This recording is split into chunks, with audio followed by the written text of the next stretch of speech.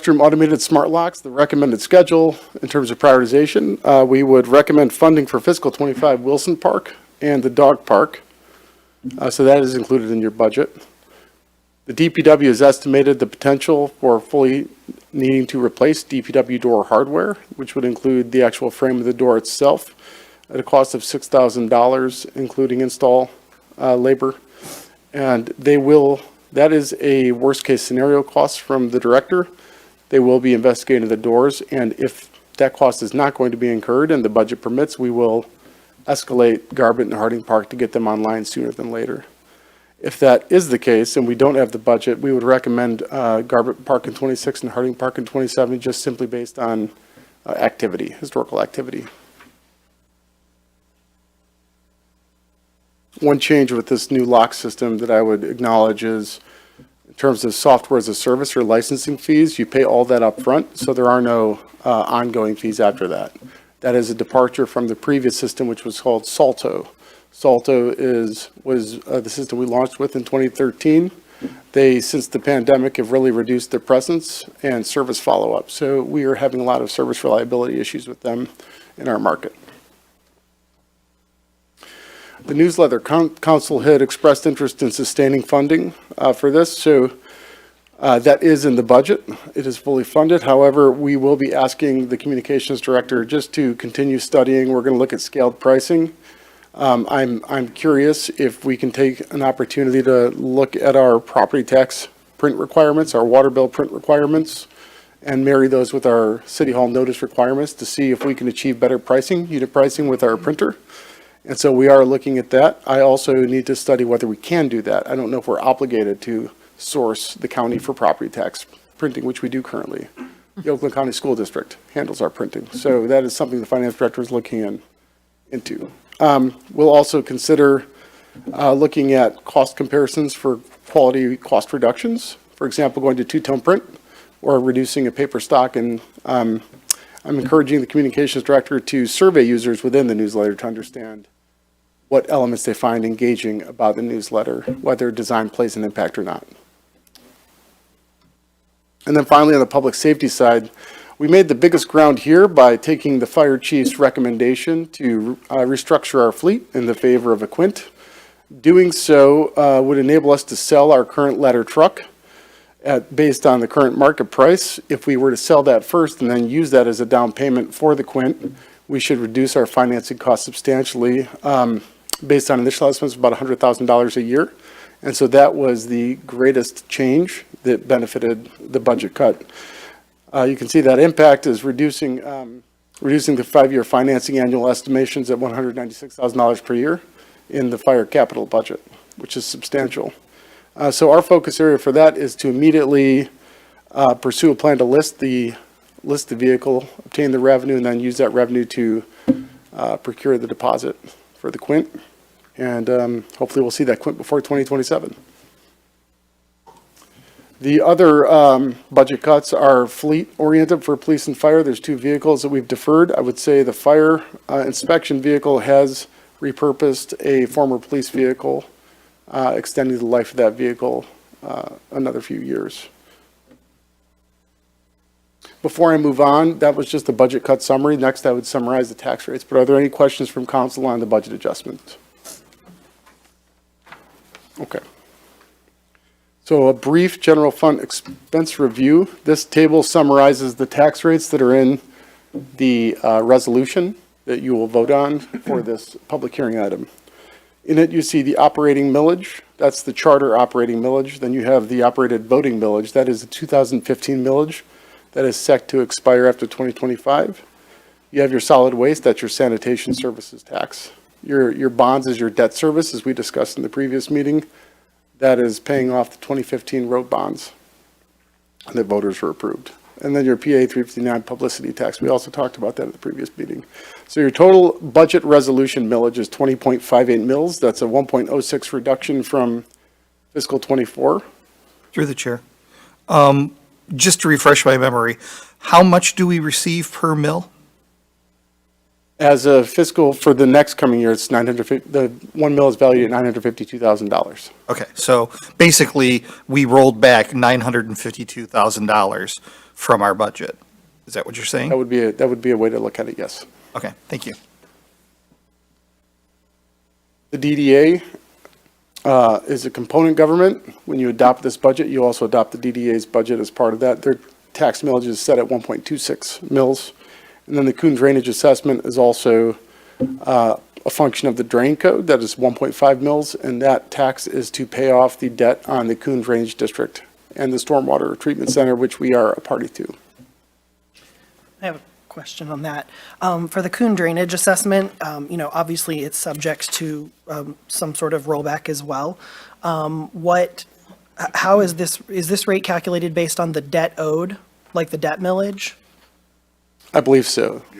Yes. And actually, it's not rolled back. It's not rolled back. This is just the decline of the debt service. Cool. Okay. Okay, cool. Thanks. Are there any questions on the tax rates?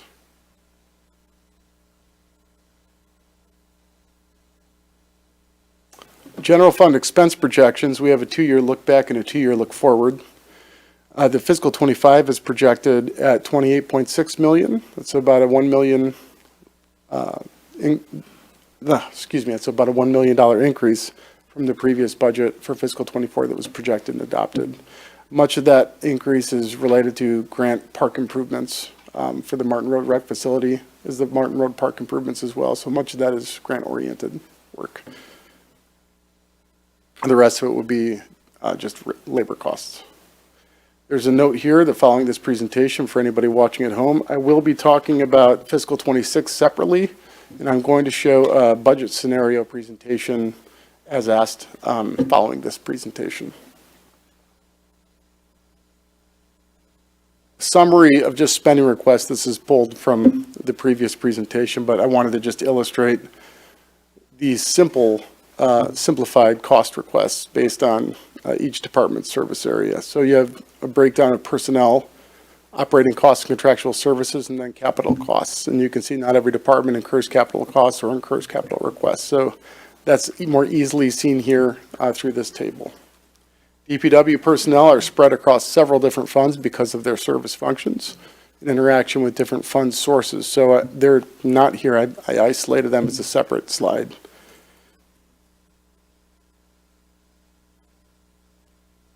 So a reminder, we're always talking about the city government providing services, not things. So because of that, effectively, the general fund budget is about 70% personnel costs. This is just an isolation on public safety. You can see between our police department and our fire department combined, they're about 83% personnel. That's their budget. So their discretionary budget, and this was mentioned in the budget workshop, is mostly limited to their capital costs and operating costs unless you change your staffing levels.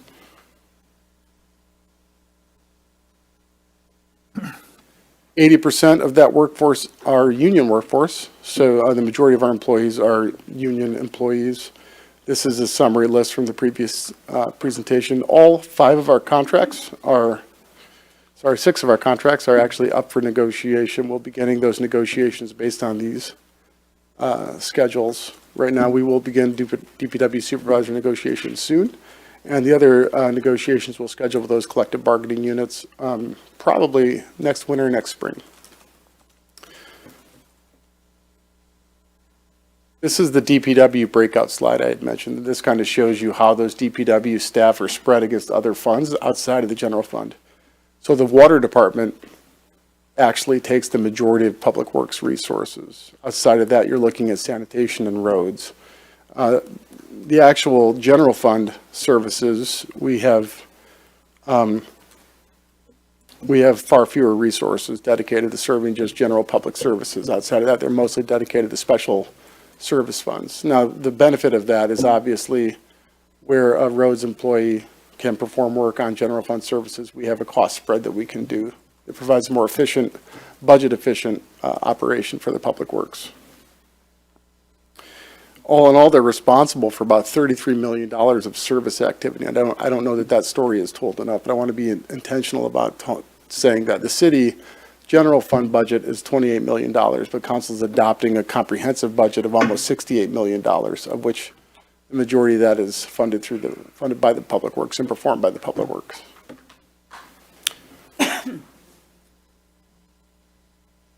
Now, capital funded requests, it's typical to receive substantial capital requests during a budget process. We do adopt a 5-year capital improvement plan, and the projects listed in that capital plan are then advanced forward through the budget process. As we work through the budget process and we understand funding needs, we begin to prioritize. And so in the left column, near the end, you see capital requested by department. Then you see the PBB score, which we'll go into more detail in the next presentation. That's priority-based budget score or program score. I'll go into that in more detail in the next presentation. And then the proposed funding. So the proposed funding shows you the delta, the change between what's requested and what's actually been approved for the budget. The greatest proactive cut that we made is focused on citywide infrastructure. That's your facilities capital requests. We have substantial police department and city hall facility requests that were listed and targeted for this year based on the facilities condition assessment. There's some decisions that are in motion on that, so we've deferred that until we better understand the vision for the future of those facilities and then what resources are available. Aside from that, you can see the cut reductions in fleet that we talked about earlier between requested and proposed for the listed departments. And there were also, you can see the cuts that we proposed for the Parks and Rec improvements being reduced proactively through value engineering.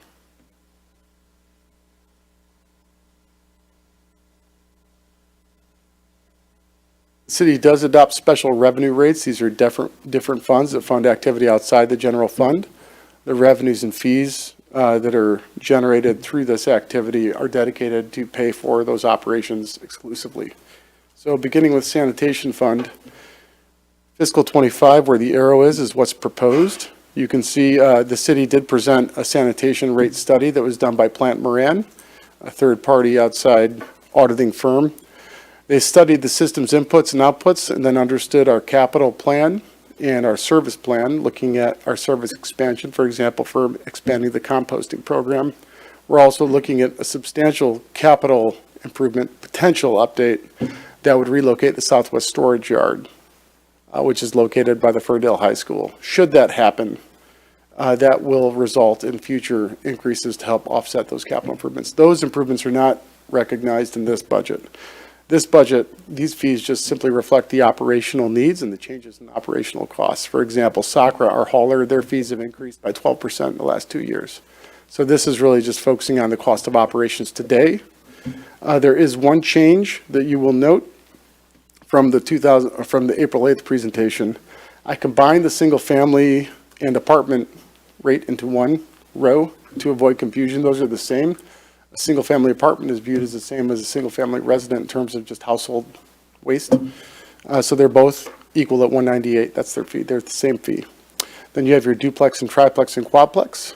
Those are larger, but we do, those property owners receive this on their tax bill, and then it's up to the property owner to manage that on behalf of their tenants. And then your commercial, and this is new, as well as a breakout of the restaurant DDA district. There has been a study, and that study concluded that restaurants located in the DDA district have a substantial service benefit from being located in the DDA district as being a party to the city's sanitation operations. That would be leveraging the 4 compactors that are available to them with unlimited use, and the increase of composting and recycling services offered to those downtown. Those are benefits that are exclusive to the DDA, not available to the rest of the businesses outside of the DDA.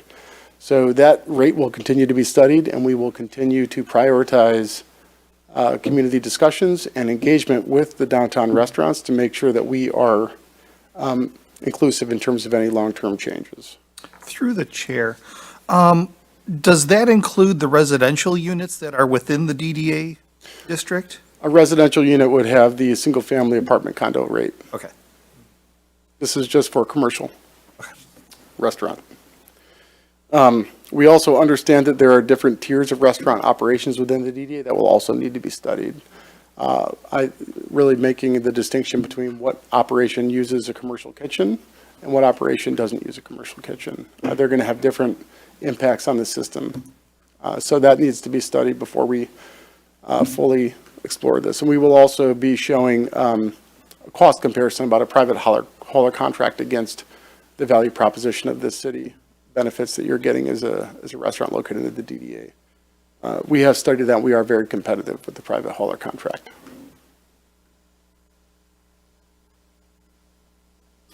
And finally, the water and sewer rate.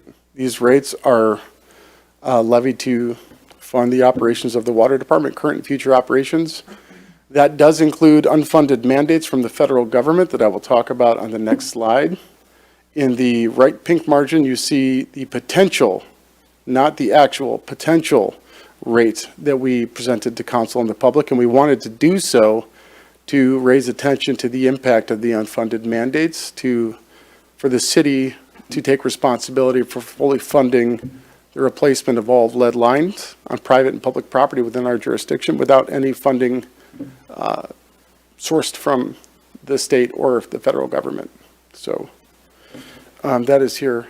That is not what is identified in the proposed. What is proposed is consistent with a rate model that we presented to council and the council adopted in 2021 that has very explicit targets that have already been summarized to council during the previous public budget meetings. With regard to the unfunded mandate, as I said, these are only projections, and I want to set clear expectations of the impacts of the unfunded mandate. So I do not mean to alarm anyone. This is just, I want to be forthright and honest about the potential impacts. And that gives us all the ability to talk about that more openly with our elected officials and our representatives about options for funding some of these unfunded mandates. Two, it's based on the lead and copper rule right now in the state of Michigan. The state of Michigan most recent lead or copper rule would require us to replace all lead lines on private property or public property at a minimum rate of 5% per year and have that completed by 2041. The federal government EPA is studying whether they would escalate that and make that schedule 2037 for all 50 states. That is not done yet, but we will have that decision in October, we believe. And finally, we are exploring all options to mitigate the severe impacts of these rates, including studying any consequences for noncompliance that we will be able to list. And then, of course, we will also be looking to see if we can get an exception with Eagle on our 5% minimum based on our proactive activity at this point. That is subject to negotiation and subject to their willingness to negotiate. Through the chair. Yep. So the Infrastructure Act that was passed by the current administration would have no bearing or opportunity for us to capture funding for our lead line replacement. The Infrastructure Act does create grant opportunities. They're competitive and they're for other local jurisdictions. They are mostly targeted for communities with average median income issues or communities that are unable to make progress on the minimum requirements or have yet demonstrated to make progress. So funding is available. We have applied. We have not succeeded in achieving any of those grants at this point. Because we're a wealthier community and we've been successful on the repairs that we have performed to date. We have been. Thank you. Punished for our success. Do the right thing and we get punished. Irritating. Tonight we have attached in the public hearing packet, you have the budget resolution and a document that is filed with the state that we just shared. That's a form document that's provided for the state that officially records the tax rates up. With that, my presentation is ended. These are the remaining items for this budget process. This is for our charter requirements. The last thing that we're required to do is present the budget book, make that available at all public facilities by the first council meeting in May. It's actually May 13th. I apologize. Are there any questions of council on the proposed budget? First, well, just to have it on record, I'd like to open it up to the public. If anyone has some comments regarding the proposed budget received. And now open it up to council. Did have someone. You do? Oh, please.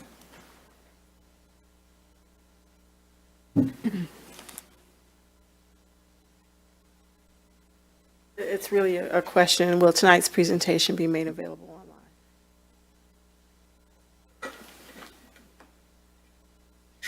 Yes, both presentations will be made available. This presentation is in the existing packet.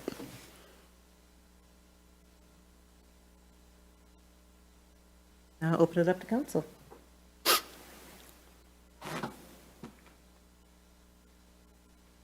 Nope, I interrupted Heard with all about my it? questions. We already gone through it. Any additional questions? Anything needed for clarity purposes?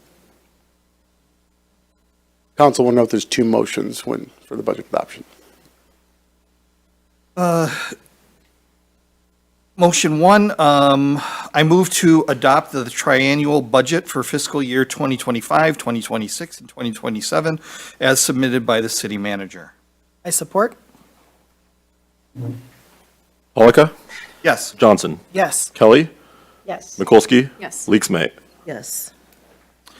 Second motion is I move to adopt the appropriations resolution setting the tax rates, water and sewer rates, and sanitation fees for fiscal year 2025 as submitted by the city manager. Support. Polika, Yes. Johnson, Yes. Kelly, Yes. Mikulski. Yes. Leaks May. Yes.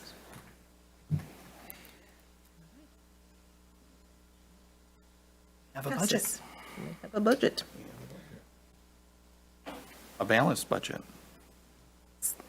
That is the important part. And now we're moving to the presentations tonight.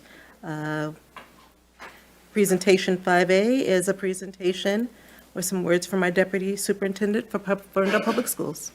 That's right.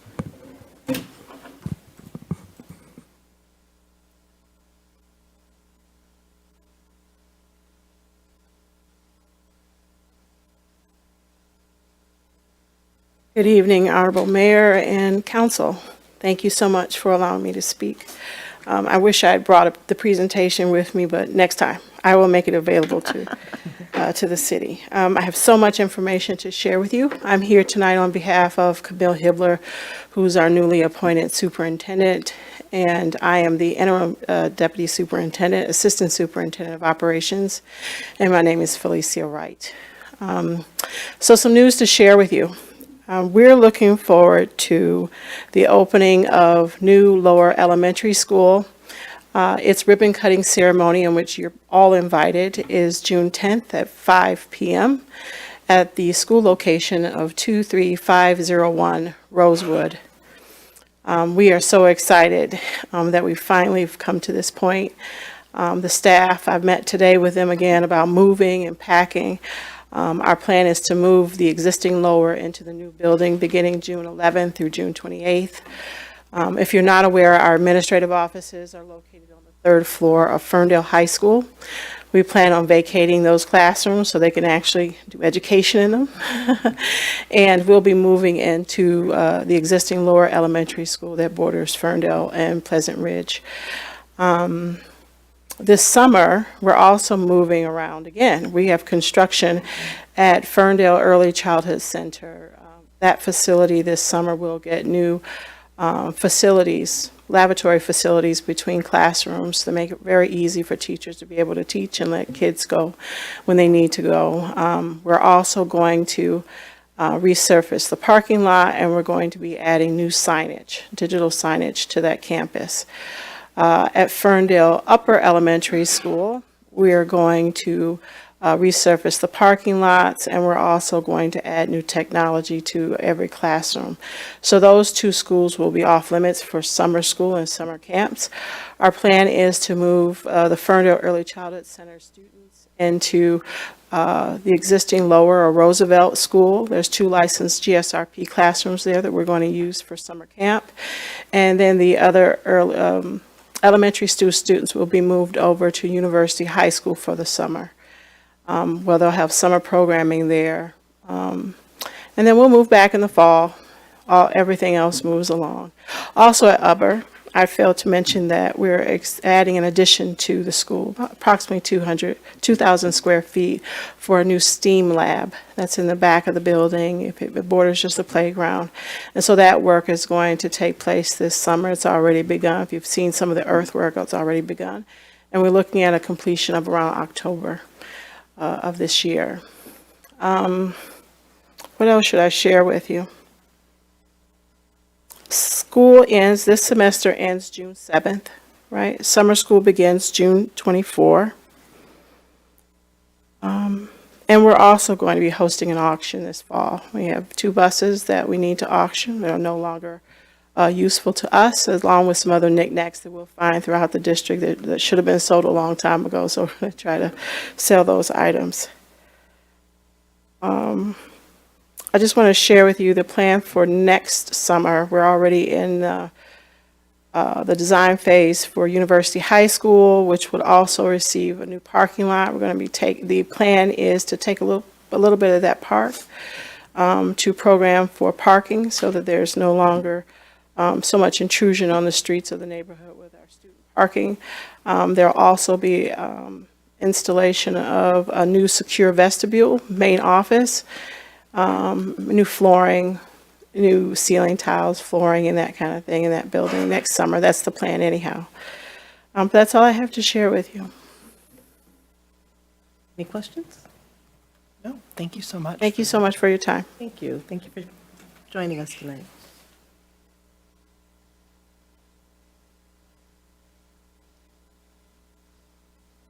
We are now into presentation 5B. Fiscal year 26, fiscal year ending 27, budget cut scenario planning presentations presented by Joe.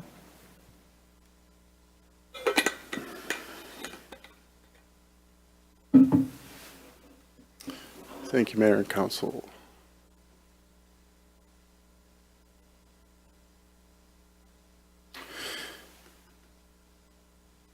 During the budget workshop, Council asked that I prepare alternative budget scenario planning so we can better understand the forecasted potential for forecasting the budget beyond the millage.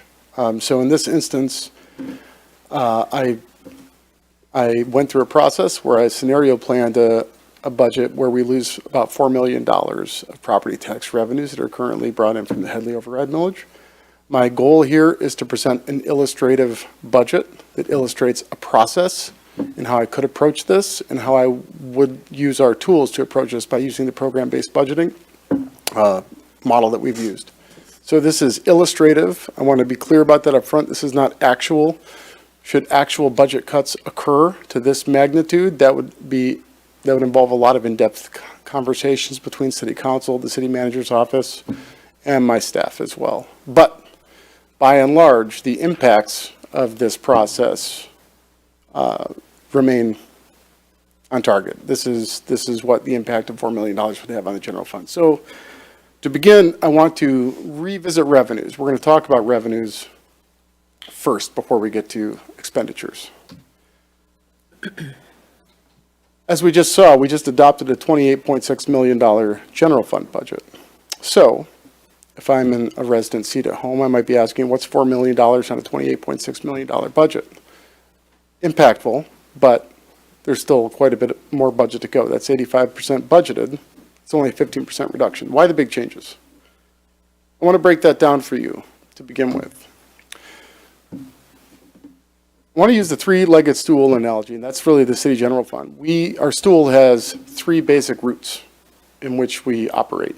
So the biggest, most robust route, as we've talked about, was property tax revenues. That makes up about 54% of our stable revenues. State-shared revenues, we get constitutional and statutory. The statutory revenue sharing is dependent on the city or dependent on the state's legislative process unless something doesn't change. That's about 13% of our revenues. Then we have variable revenues. That's a substantial piece. That's that third leg of the stool. It's very important, but those variable revenues fluctuate up or down based on a lot of the activity from our staff that are funded through the property tax revenues, the stable revenues.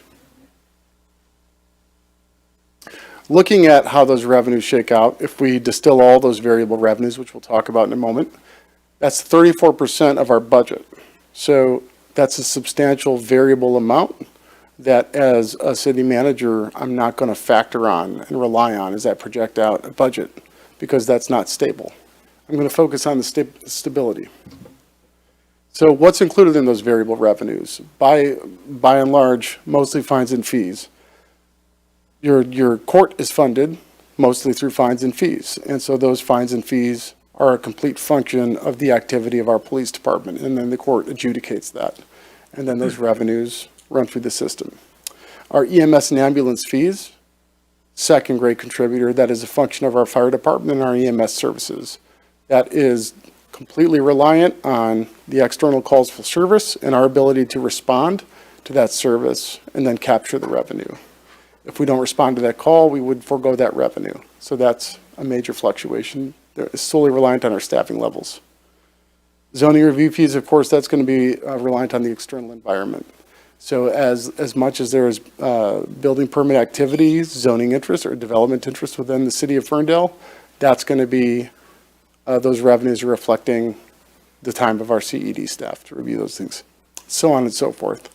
Some of the licensing is state regulated, out of our control. We are a pass-through agent on that, but we do collect it ultimately locally. So that's the liquor license, that's the marijuana licenses for our retail licensing, landlord licensing.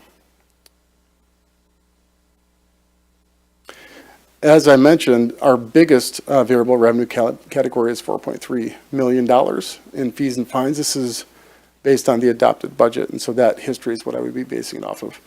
As we talked about in grants, a major change between the fiscal 24 and 25 budget were the park grant projects. If there's less staff, there's less grant activity, and so that's a variable revenue that would just go down likely as much as proportions to what we can apply for and what we're successful getting.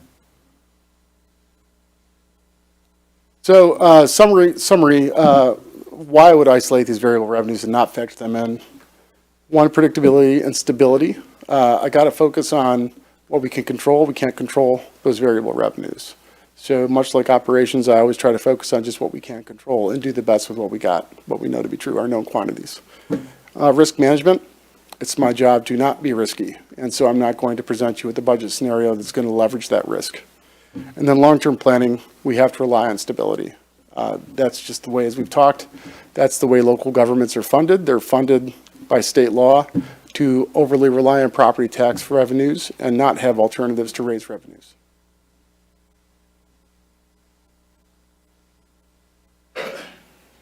So now we're going to get to expenditures. Before I do that, does anyone have any questions or comments, concerns about that approach? What I did is take the budget from fiscal 25 that was just adopted, and I excluded that 34%. That takes off about $9.7 million or $10 million in variable revenues. So my functional stable budget is about $18.9 million. Now I cut the Headley override millage, which is $3.9 million. That would leave me with a stable budget of $15 million for general fund revenues. That would support staff operations, capital infrastructure, and mandated costs. Here you can see two of the legs are reduced substantially, proportionally by about 30%, and that's going to tilt the operation. And the variable revenues leg is a function of the property tax revenue leg. So proportionally, that's going to go up or down. So budget cuts. I'll begin with a quick review of priority-based budgeting. Throughout this program, I'm going to show you the budget cut target on the left, and we're going to walk you through how I approach this using program-based budgeting. So quick basic refresher on program-based budgeting. What council just adopted was a line item budget. That line item budget is structured per state requirement for accounting requirements, as we are required to do. We organize our activities by department, by fund, based on the revenue source. And all of those line items are universal, or uniform. Every city has the same exact reporting requirement, which makes it easier for the public to generally understand, go to any city, read a budget, and understand what contractual services, you know where to find that. Doesn't give you any more context than that, so that's where program-based budgeting comes in. So we import the line item budget the council adopted into a software. That software then distributes those line item costs into the programs that are created by the directors. We then correlate the costs of those line items into each program. So now we have richer context. We have programs that are what are really behind the line items, right? And that's what they're really funding. So it's much more rich context. And then we score those programs based on 5 program attributes. 1, is it mandated? Is the city, we just talked about mandates, is the city required to provide a federal state mandate to provide this service? Or is it a local mandate? Did we choose to mandate ourselves? Did we adopt an ordinance like the Police Advisory and Review Board? That's a self-mandate example. Is the demand changing? Is the world changing with demand? Cybersecurity, there's an increase in demand because the world has shifted more towards cloud computing, so that demand might have changed. Printing costs, the demand, I thought changed until I saw our newsletter bill. But if you look at the city's printing and FOIA charges 10 years ago and you look at them now, that's changed. We have discoverable FOIA software now, and people can hopefully help themselves through that process. So the cost of FOIA is not as substantial as it was 10 years ago. That's changed. So those are 2 examples of demand and how demand has changed by function of technology or society. Cost recovery. Does the program provide revenues? At the previous budget meeting, we showed not all departments raise revenues to offset their services. Some do. Some, like the city, the Community and Economic Development Department, their licensing pays for their costs. And community benefit. What proportion of the community is reliant on the program? Some Parks and Rec programs are targeted towards specific interest groups. Those might not be of benefit to 100% of the city of Ferndale's population. Direct benefit, I'll say. And then reliance. Are there other private market alternatives? All of those are weighted equally except mandate. Mandate, because it is a mandate and it's out of our control, ultimately as a city government, my mentor always said, we are creatures of the state, and that's what we are. So we are a function of the state and function of the federal government. We do not have autonomy over them. So if there's a federal or state mandate, that is weighted higher as a part of the software program. On the bottom, you can kind of see the sliding scale. You can see the points, 0 on the left and 100 on the right. That is generally the scale of where the programs fall into. The green is going to put you in anything at 66 or greater is going to be in the green, 33 to 66 is in the orange, and 0 to 33 is in the red. This approach does inform the basis of my illustrative budget cuts.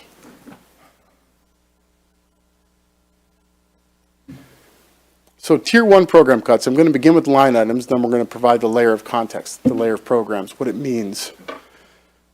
In the first tier of cuts, you have Public Works, Parks and Rec, IT, City Manager, Special Events, all being cut substantially. The Special Events program would be cut itself. So we would cut our Special Events program.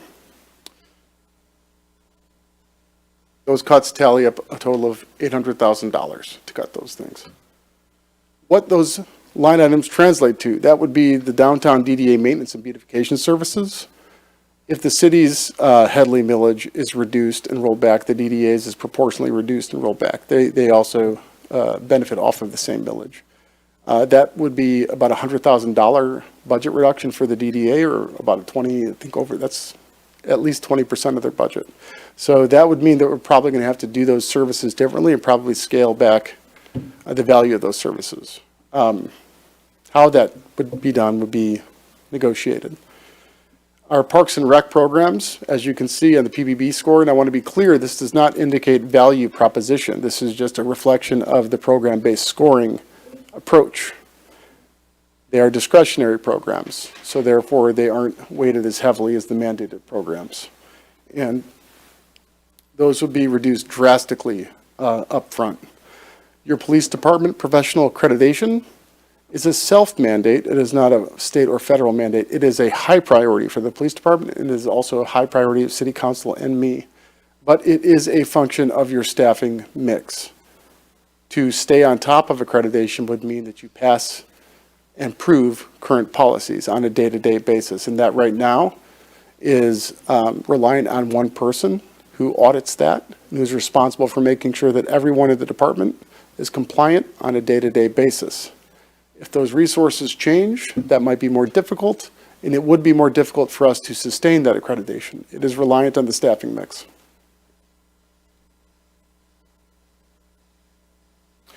You see the special events budget. That is very important, but that is right now a budget that could be outsourced or done in a different way. And we could also reduce that service back. In a time of scarcity, that would be something that would be cut up front. You reduce your technology training management, and these are your other discretionary value add benefits. Obviously, we promote training, we like training, but this is a scarce environment, not a preferred environment. Your leadership program by my office is going to be eliminated as well. And that communications print newsletter, in this scenario, without the funding, we would just be forced to go directly to an e-newsletter. We wouldn't be able to sustain a print newsletter. That also would be likely true of the communications marketing promotions budget. So in that tier cuts, we've eliminated $802,000. That would get us to $3.1 million in the remaining deficit. Are there any questions for the tier one? Through the chair, yes. Could you go to the previous slide? Let's talk about I have a couple questions on here. Okay. First, could you give some context into what the city manager's leadership development program is? Yeah, that is a portion of my time. So program-based budgeting allocates personnel time across different programs. Without a fully functional city manager's office, as it states today, you have less resources to dedicate to leadership development. So that is sustaining monthly meetings with 13 directors. That is also going to be part of my leadership initiatives that I do develop. That also is going to be part of leadership development, enrolling staff, especially your managers in transition who are transitioning into a first-time manager job, into any of our resources that we try to promote to help them succeed in that transition. And the communications print newsletter, actually, let me skip that one for a second. Special events budget. Can we talk about how special events are funded? Because I was under the assumption that we had, that our special events were essentially paying for themselves. So Wordwood Dream Cruise, just as an example, has a large budget associated with it that then funds the single personnel that is associated with running special events. Is the assumption here that we eliminate any internal costs, but still allow special events to happen and bring in funding to the city, just manage it differently? It could be. Special events involves a lot of different resources. So I'll begin by isolating the Dream Cruise. Mm-hmm. The Dream Cruise as an event does pay for the special events director in itself. The Dream Cruise is unique in that it brings in its own promotional fees and merchandising fees from a more regional event that offset the costs of holding, the city's costs in holding it.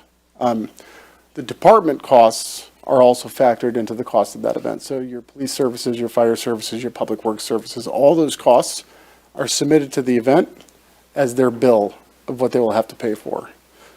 All of those, our ability to provide special event services as required for police, fire, public works is going to rely on staffing levels and our ability to perform that work overtime on the weekends, which it is overtime work. It's all overtime work. It is not mandated overtime work. So if we have reduction in forces on the police side, fire side, public works side, our ability to staff that from an overtime perspective is virtually eliminated. So I would say, illustratively, I would expect us to probably focus in on 1 to 2 events, one in the spring, one in the fall, that we could possibly organize overtime costs to staff, and the other events will have to be negotiated or discussed. Okay.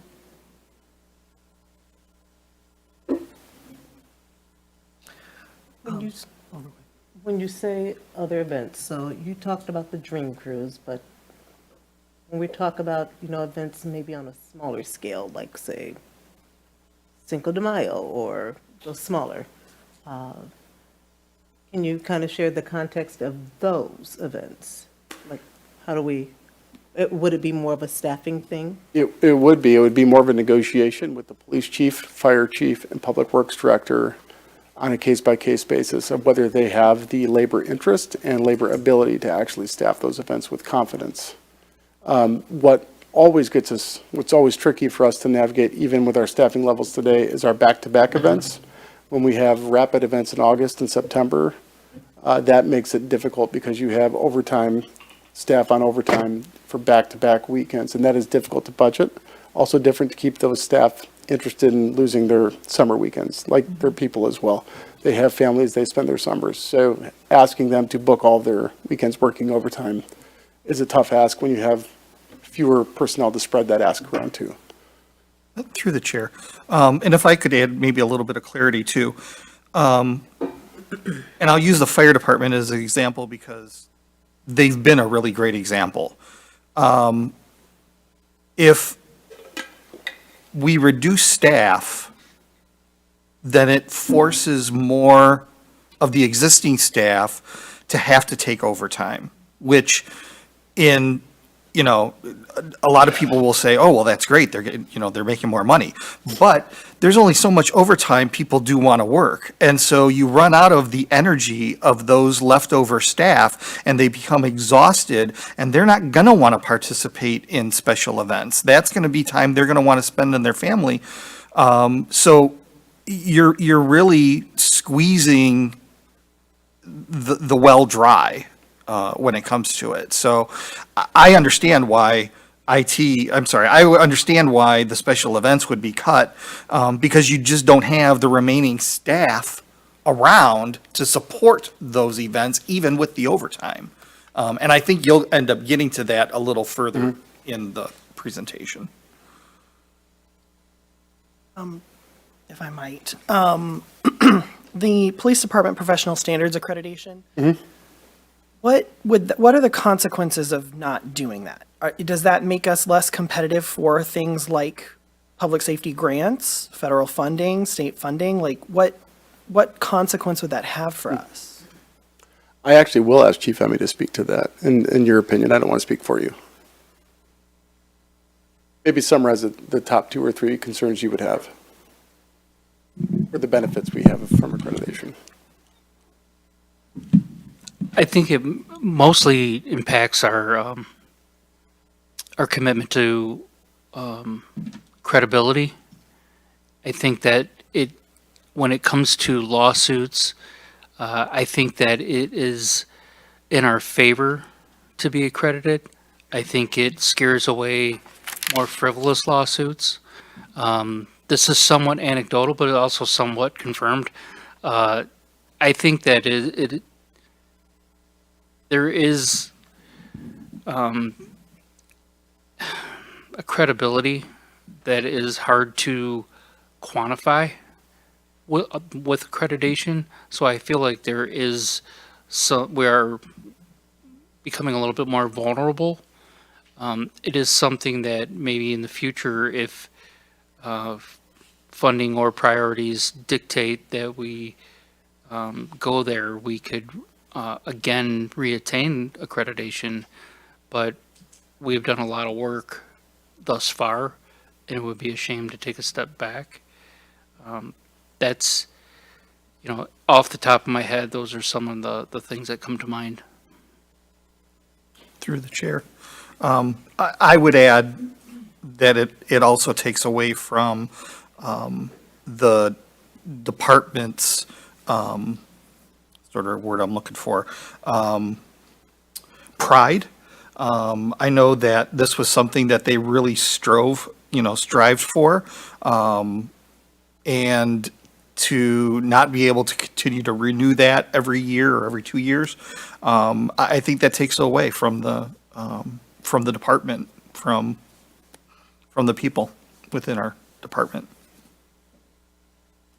From my executive viewpoint, the way I looked at it, it's a high priority for me. I think credibility is the right word.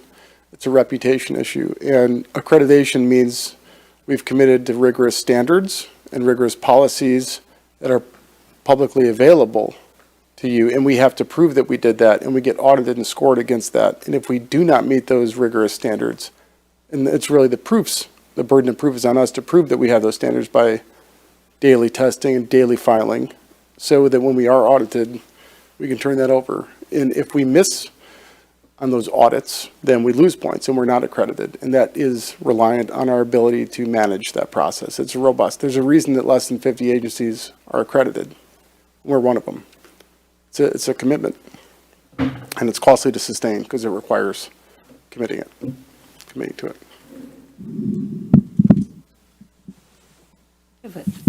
Question about the newsletter. Yep.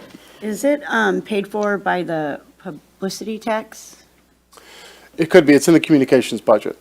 Okay, but it's not necessarily all earmarked? It's not necessarily earmarked just for that. It's in their budget, and it could be a portion of that. But their notice requirements are also part of that as well.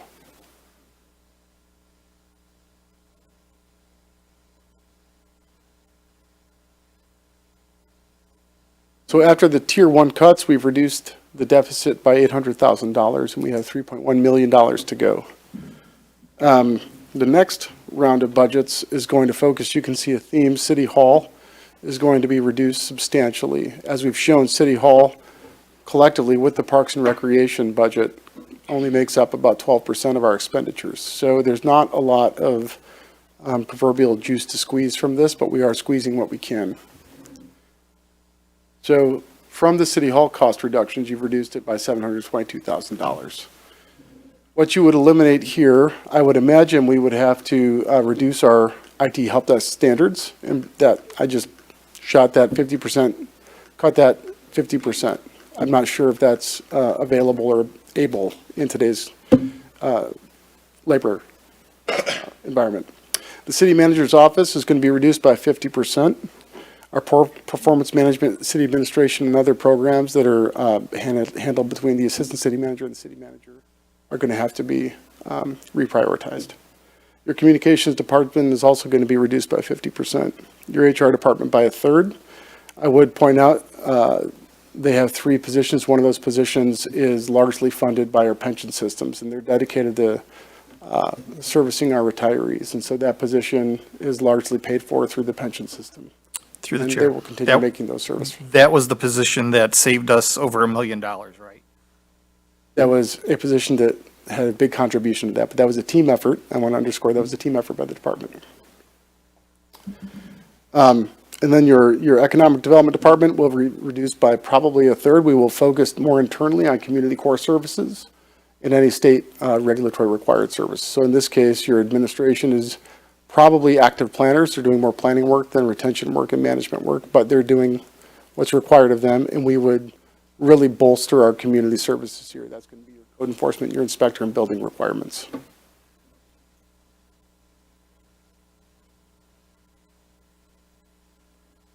So we've reduced City Hall substantially, and that gets us to $2.4 million. So we've, at this point, through the first 2 cuts, I'll just summarize, we eliminated special events. We've reduced City Hall's budget by about 50% to the minimum operating standard.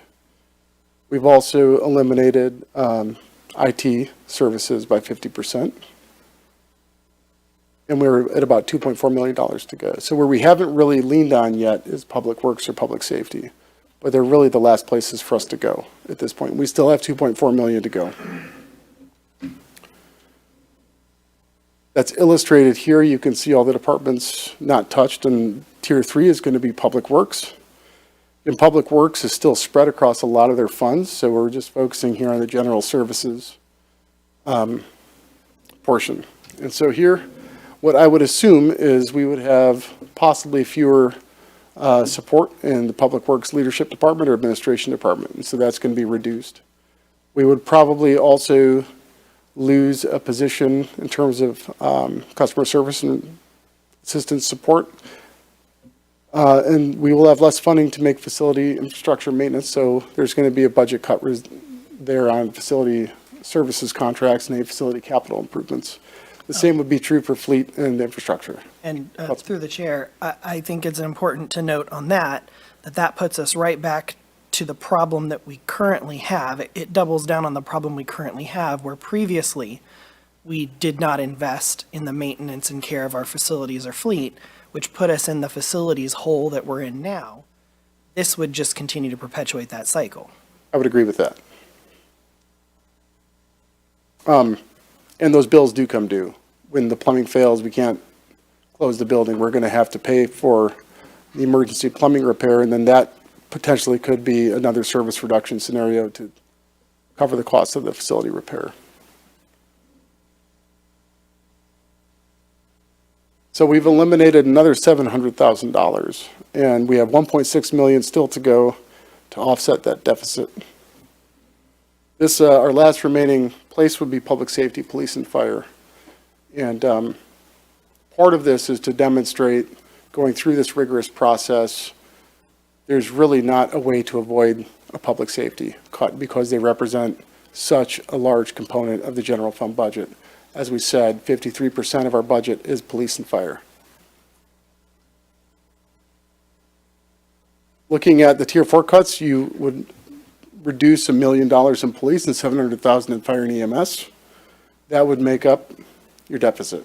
What that means is the largest component cost of the police department is going to be your staffing costs, as we discussed. It's 86% of their cost is staffing, and most of that is patrol.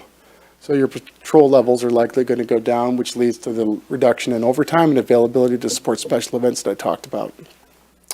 Police admin reductions as well. We talked about this in the previous budget meeting. All of our police command are fully eligible for retirement and a fully funded pension. So I would imagine we'll get some police administration reductions potentially. And if that happens, that could make accreditation responsibility a priority question based on the staffing levels and based on the patrol levels. You also then have a substantially younger department who's really going to need some mentoring attention. So that really could just be reliant on time available to spend with those folks. Your community engagement program is very important, but we're going to have less resources. So we're probably going to dial back our ability to meet our current community engagement levels that we've experienced since Sergeant Brown was first appointed in 2016 or 15. Which means we're going to have to revisit our commitment to the 21st Century Police Task Force. That is still the model we're committed to. We just have to figure out how we can best fit into that model with our current framework. Your fire administration reductions, really the same comment as the police administration levels. Fire training program reductions, that's not a place that we would ever advise cutting, but this is not a current or ideal situation. This is a scarce situation. So this is just a function of that. And the EMS service level reductions, that by far is our greatest call of service for the fire department. We have fewer people responding to fewer calls for EMS. And so I would imagine our service level reductions would go down. Those, again, you see, if you remember, take yourself back to the PBBI score, going from 0 to 100. Red means discretionary, yellow means self-mandate, green means federal funded mandate or state mandate. Here you can see, as we've gone through this process, the scoring goes higher. And so your association with mandate, the last thing I touched was anything that we are federally or state mandated to do or locally mandated to do, if I can avoid that. And so that kind of is a summary walkthrough of my approach for how I went from Tier 1 to Tier 4. I'd also put an asterisk at the bottom of the staffing minimums and service levels will also need to be revisited and negotiated with the administration, our collective bargaining units, in full good faith partnership. So that is a remaining question. But we have eliminated the deficit now at this point. The total net estimated impact. Now, I did not do specific FTE to FTE comparisons. This is illustrative. So I just took the current full-time staffing levels by each department on the left side. You have their staffing reductions based on these cuts in the middle, and on the right, you would have your future full-time budgeted positions. So we're looking at a cut of about 34 full-time employees. We're reducing our full-time workforce from 145 to 111. And as we said in the previous budget, 80% of our workforce is union. So the majority of this is going to be our union employees. Our IT contract at the bottom is reduced by 50%. I don't comment on the Ferndale Courts budget. That's out of my purview. Sustainability, you'll note that the state sustainability is funded by the sanitation fund, not by the general fund, so that service would remain. So I want to get to that, how I got to that full-time, because I imagine people might be asking themselves what's left and why didn't I cut any more at City Hall if I had an opportunity to cut more at City Hall? And that is a good question. That's mostly because we are a charter city, and we, as a charter city, we incorporated in 1927, and what that means, and we've taught this in our Ferndale program, is you are agreeing to certain service standards, and you're agreeing that you prefer local control. You prefer not to have county or state control these things. And so we have said we want to do that. And with local control comes local ordinances, and also local positions to enact and follow up and implement those policies. So on the left, you see the required service.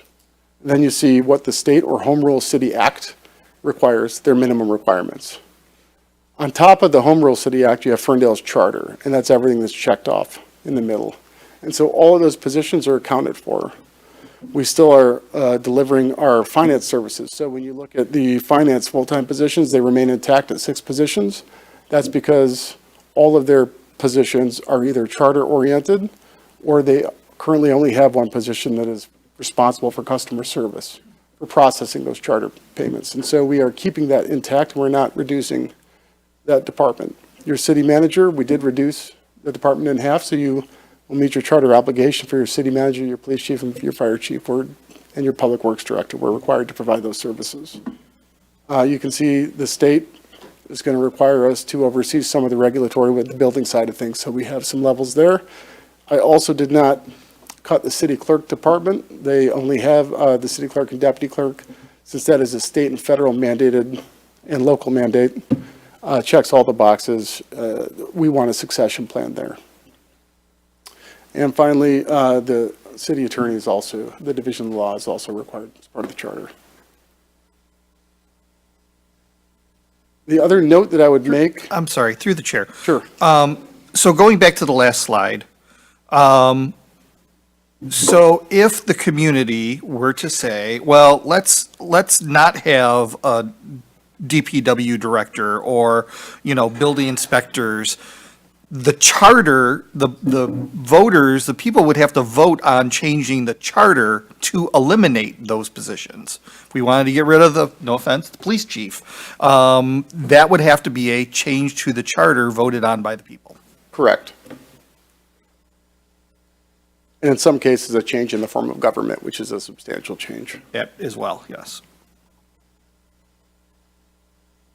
There's other, again, this is from the manager's mindset, and I'm just trying to give you my mindset. I look at the annual mandated costs that are substantial. And since I've reduced my budget on the general fund, I'm thinking about of what remains, what's already locked up for an annual mandated cost. And that's talking about our legacy costs. We'll talk about our police and fire pension, minimum contributions, that's $1.6 million to honor our current liabilities. Those liabilities get reassessed by an actuary, and then those liabilities will increase because our workforce is changing. And so we are going to see our current command positions who still are in the pension retire and then draw upon their pensions. So our annual contribution is inevitably going to increase over the next 5 years as our workforce ages out. Retiree healthcare, it's the same thing. Right now, that is estimated in fiscal 26 to cost $1.4 million. And then as a government, we're required to provide general liability insurance for all city property, and that has an annual premium amount of $906,000. We're a self-insured entity. And then, of course, we are a government, so we provide public lighting services, and that's not a cheap bill. That's almost $500,000, which has been reduced since we converted all of our streetlights to LED. So the total annual mandated expenses is about $4.3 million. So the next thing I would do is bring some of that variable revenue back. We just took a heck of a haircut on the general fund budget, but that's not all the variable revenue. So you can see what I've endeavored to do was contrast 2025 variable revenues with 2026 variable revenues. And I simply took a proportional cut to the revenues that I did generally with the staffing. Again, should this actually be done, we would do much more specific, targeted work on that. So the net table, we begin with our 28.6. I extracted the variable costs. We cut the Headley override millage. We ended up at $15 million for the general fund. I added back 60% of our variable revenues. That gets us to a total projected budget in fiscal 26 of $28.8 million. So it's about a 27% effective budget reduction. And I'd say that's conservative, and that's probably reasonable.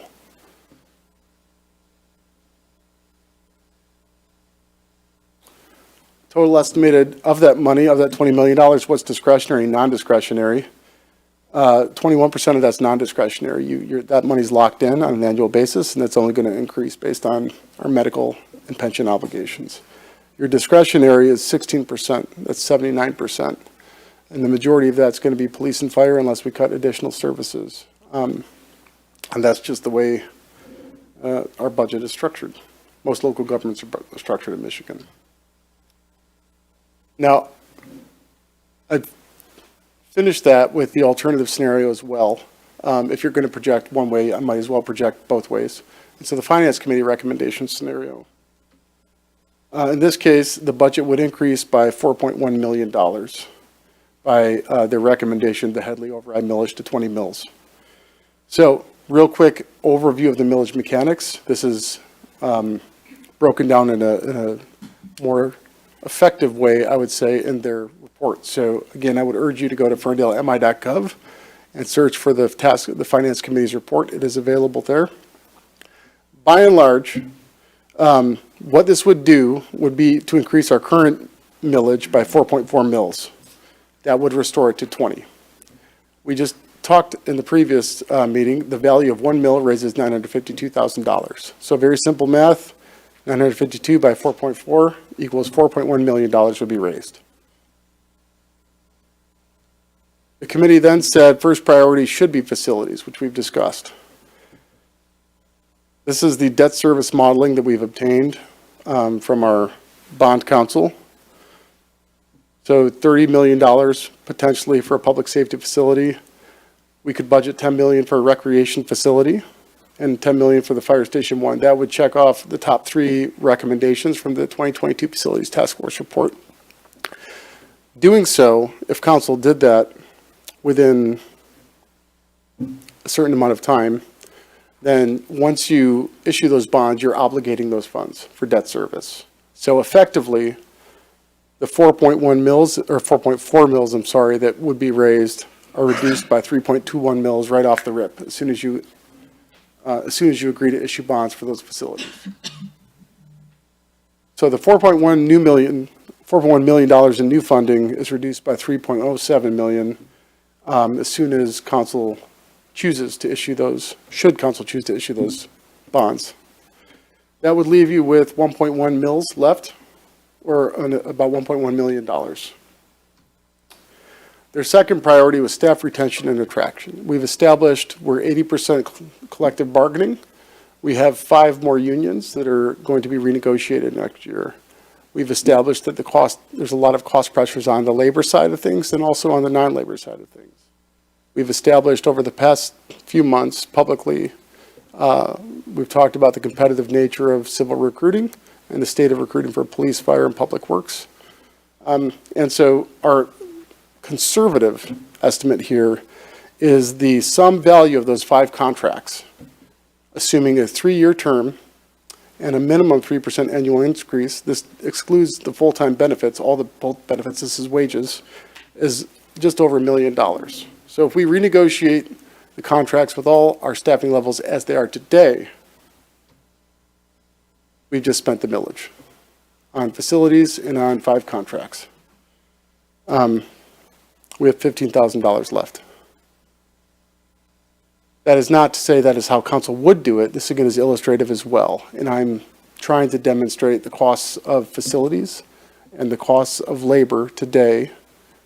Like most budgets, $4 million doesn't go as far as it did in 2008. And so effectively that millage is potentially used up quick. That was a lot. And so Mayor, turn it over to you for discussion and questions. This is a presentation. Do we have any questions from audience members, if you'd like to speak? Okay, I'll open it up to council. So through the chair, this is less of a question to you and more of a question to Greg.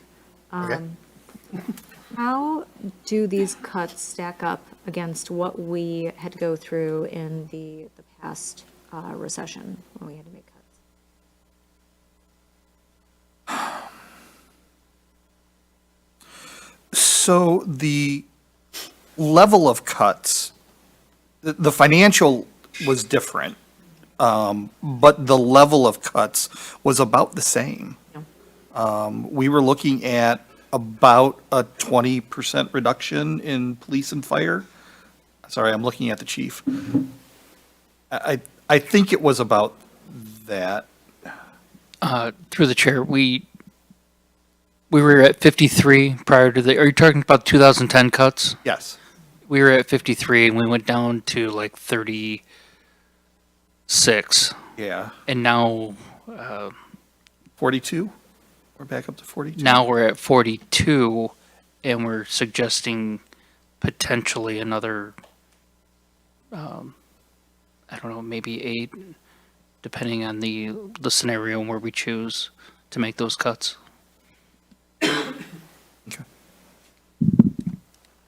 So this millage, the first and the 2015, because the 2015 that was passed really just brought us back to the same level that we were at 2010.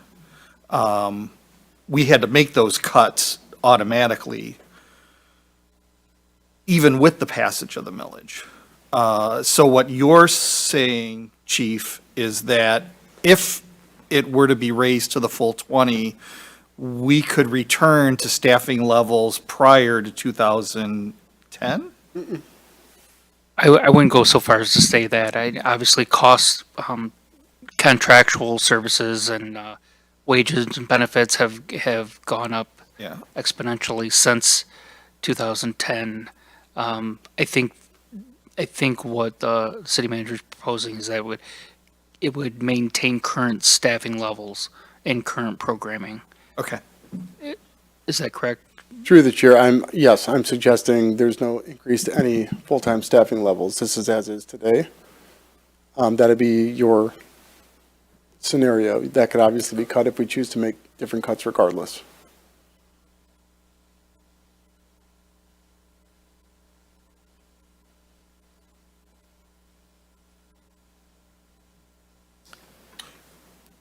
Through the chair. Two things. One, going back to your three-legged stool with the revenue, did you take into consideration, and you may have, I just didn't get the complexity of it, maybe?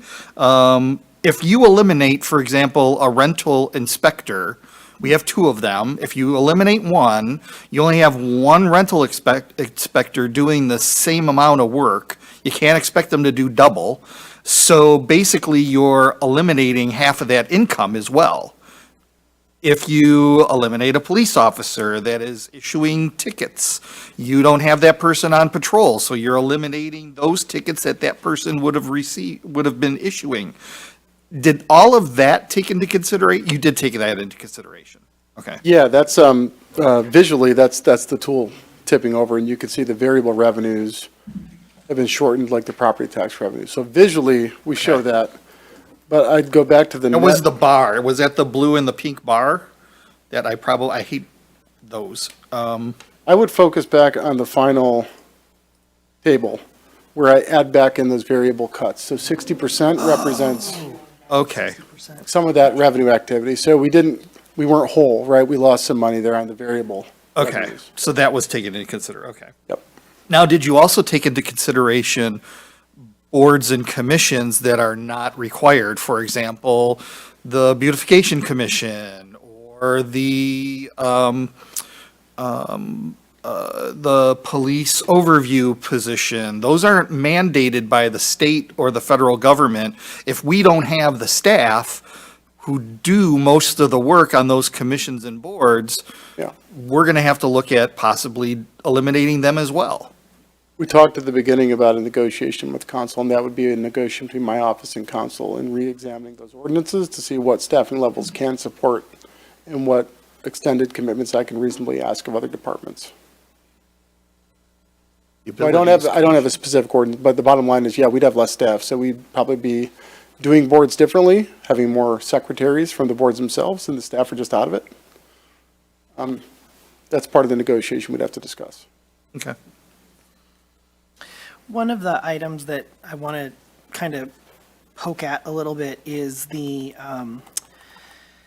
in the tier 4 reductions. It's the EMS service level reductions. Sure. I think, correct me if I'm wrong. I'm going to make a statement and then you can refine it.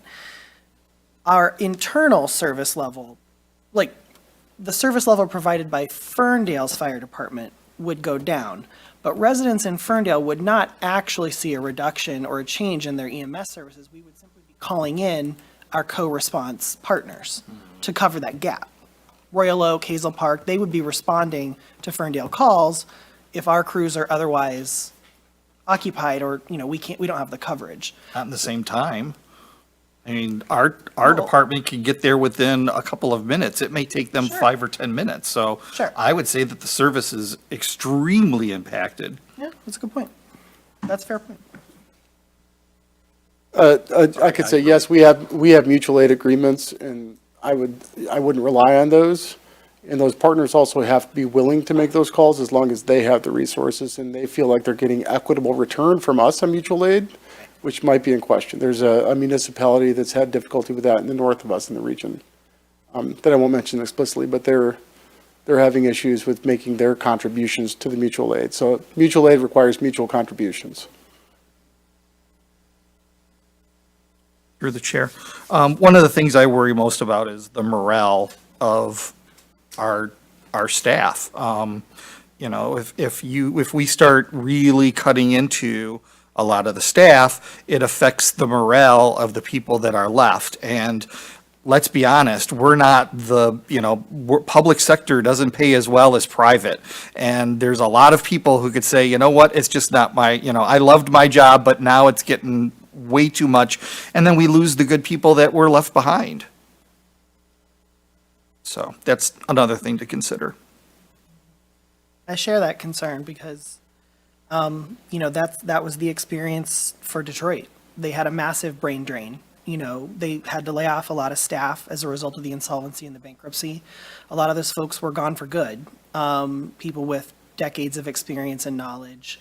And many city departments in Detroit had to rebuild from scratch once bankruptcy was over. I worry about that for Ferndale, that, we go through this, we lose a lot of knowledge, a lot of experienced and dedicated people. And then, maybe the residents change their minds and we later do get the millage override passed or some other funding resource comes through and we go to reactivate or try to set up some of these services again, and you have to rebuild what was years of effort to get back to what we have in Ferndale, which is, despite the complaining we may see online, some of the best services in this region. We are one of the best cities. People wouldn't be clamoring to live here if we weren't really good at what we do as a city government. I'm not saying we're the best in the world, but we're pretty damn good. And it would be really hard to get back to good if we have this kind of cutback.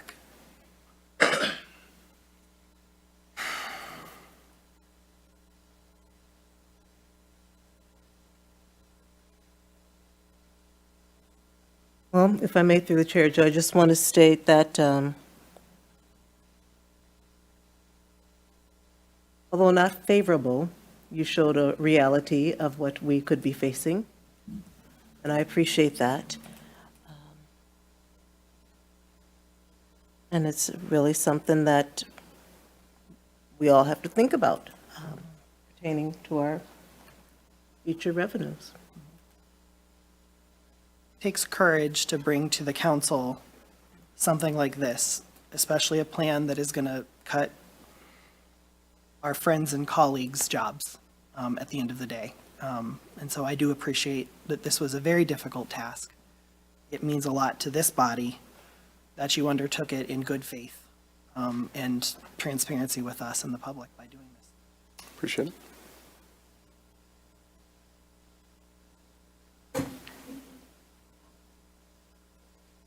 Any other questions from council? Well, this was informational and eye-opening, but no suggested action is required tonight, so thank you, Joe, for your presentation.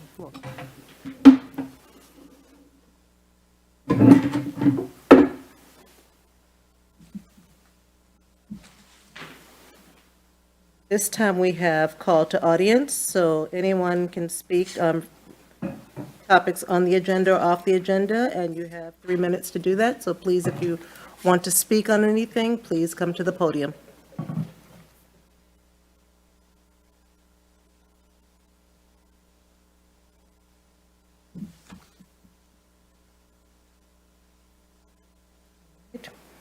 We will move on to the consent agenda. Consent agenda item 7A, approval of the April 8th, 2024 meeting minutes.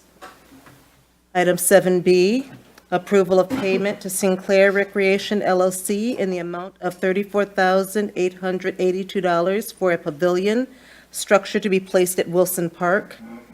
7C, approval of the purchases of laptops and tablets at a cost of $14,716.87.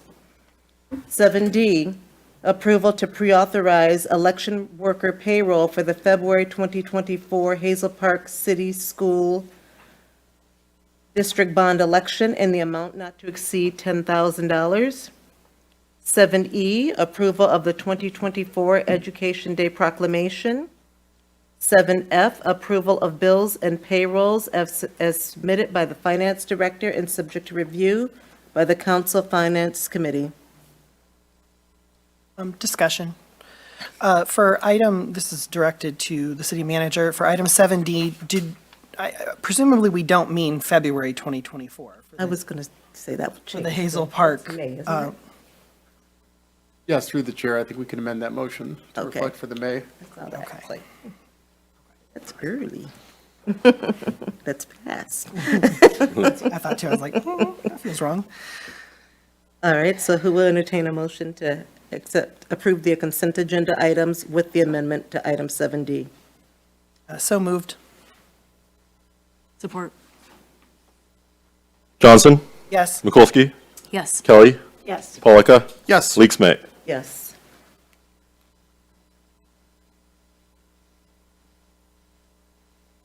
We are now moving on to the regular agenda.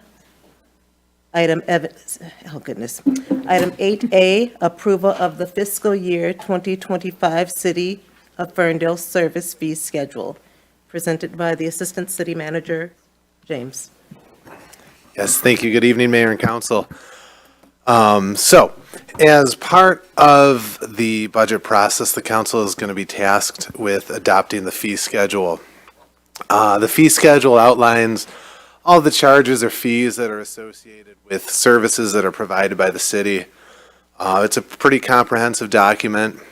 Fees that you guys are going to be adopting tonight are intended to cover the cost to provide these services.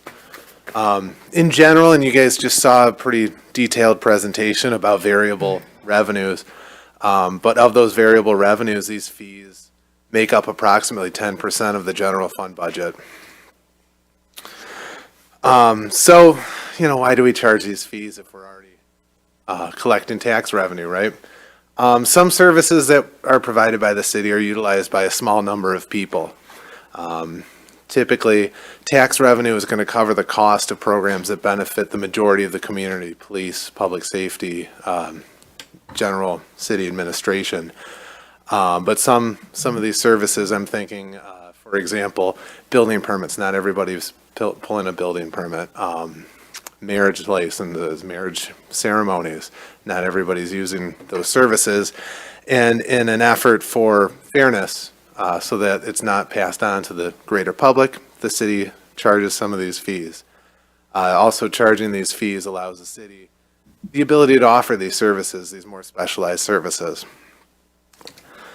So the fee schedule, it's made up of, like I mentioned, building permit fees, other services like recreation program registration fees, license fees, zoning application fees, utility fees are just a handful of the different fees we're looking at tonight. During the process of the budget development, departments were asked to take a look at their fees and review to make sure that they're meeting the cost requirements and provide recommendations to our office as we put together the fee schedule.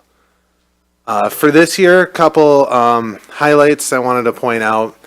We've simplified the fees for the building department. We actually took what was about several different pages of fees and reduced it to just over one page.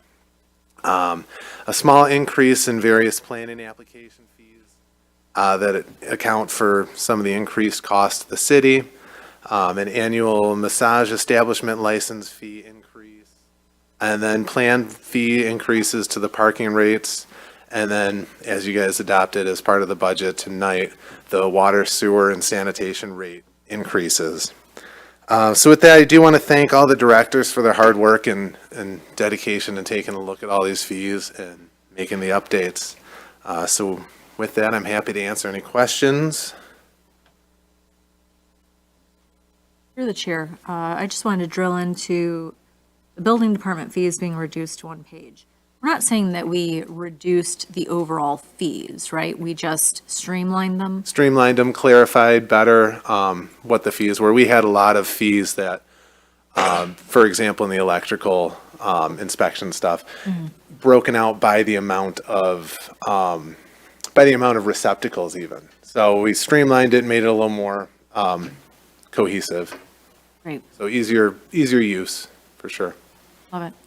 And one further question, the massage establishment fee, can we talk a little bit about that? I believe that that was something that we enacted, maybe 2 years ago, where we had certain parameters that we put into place, and I was curious about why the increase associated with that fee. This came from the clerk's office for their request to increase that cost. Increase it? Yeah, it was the small, in the annual license as opposed to the initial. To match it, I think.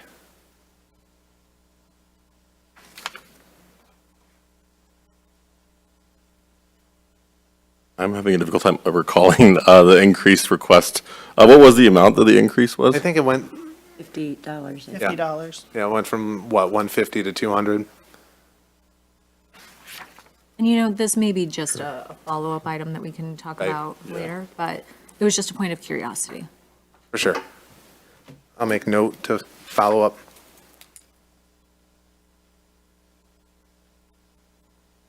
It went from 50 to 100. There you go.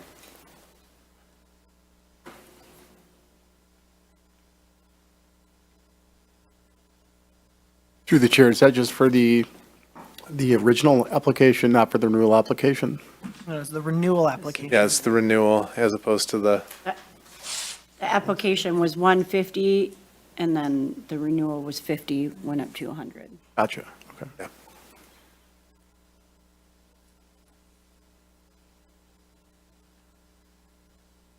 We maybe intend for it to be 150 to 200, but the renewal stays 50? Sorry, I'm like literally just speculating. Maybe it's to align with other communities? Yeah, that's, Yeah, Like I said, and yeah, we can follow up for sure. it's very much a point of curiosity. I know that we will receive questions from business owners. Sure. If we can just get clarification on that, it would be wonderful. Through the chair, the ACM and the assistant city manager and the city clerk will review their notes and provide a report out that summarizes the justification. These fees will be enacted as part of the fiscal year budget, so that'll be July 1.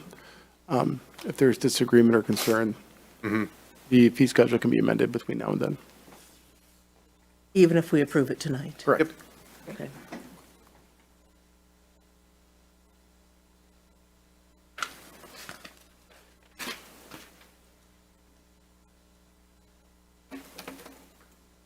Any other questions regarding the proposed fee schedule? I move to approve the fiscal year ending 2025 City of Ferndale fee schedule as submitted by the Assistant City Manager. Support? Polika, Yes. Kelly, Yes. Johnson, Yes. Mikulski. Yes. Leaks May. Yes. Item 8B, we are moving on to the approval of the award for conceptual design services for the Martin Road Park facility, and I believe, James, you were still speaking on this. Here I am again. Thank you again. So here we are finally. This has been a pretty anticipated project. But just a little background on the Martin Road Rec facility. As you guys recall, the resident-led facilities task force had recommended that the city divest its interests in the lease at the Kulik Center. This was for a couple different reasons. The cost to make repairs at the building was significant. The city didn't own the building, and we were on the hook for making those repairs. One thing of note is within the first year of divesting from there, we were able to save $50,000 in utility costs.